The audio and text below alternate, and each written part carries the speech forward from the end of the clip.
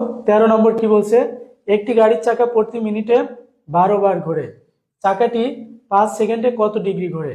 আমাদের একটু বুঝতে হবে, যেহেতু ডিগ্রির বিষয় আসছে সেহেতু একটু বুঝাই এখানে। এই যে এইটা হচ্ছে গাড়ির চাকা, গাড়ির চাকা যদি এইটা হয় তাহলে এইটা কত ডিগ্রি? আমরা জানি প্রত্যেকটা হচ্ছে 90 ডিগ্রি করে। এইটা 90 ডিগ্রি, এটা 90 ডিগ্রি, এটা 90 ডিগ্রি, এটা 90 ডিগ্রি। এই প্রত্যেকটা যদি 90 ডিগ্রি হয় তাহলে গাড়ির চাকার মোট একবার ঘুরলে কত ডিগ্রি ঘোরে? 360 ডিগ্রি ঘোরে। এই বিষয়টা আমাদের একটু বুঝে নিতে হবে। এবার কি বলছে, একটি গাড়ির চাকা প্রতি মিনিটে 12 বার ঘোরে। এই যে প্রতি মিনিটে ঘোরে কতবার? 12 বার। আমরা দেখলাম একবার যদি একটা চাকা ঘোরে তাহলে কত ডিগ্রি যায়? 360 ডিগ্রি। তাহলে যদি 12 বার ঘোরে তাহলে কত ডিগ্রি যায়? 12 বার ঘুরলে 12 গুণ 360 ডিগ্রি যাবে। এখন বলছে চাকাটি 5 সেকেন্ডে কত ডিগ্রি ঘোরে? আমাদের এখানে বলা আছে প্রতি মিনিটে, তাহলে 1 মিনিট সমান কত? 1 মিনিট সমান 30 সেকেন্ড।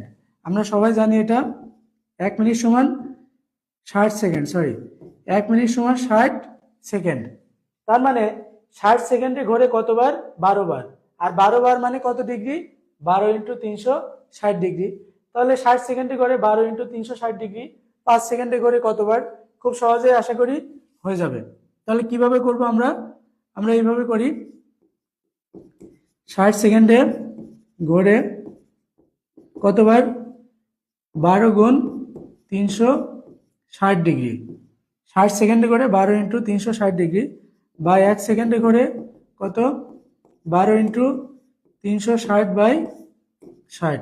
তাহলে 5 সেকেন্ডে ঘোরে কত?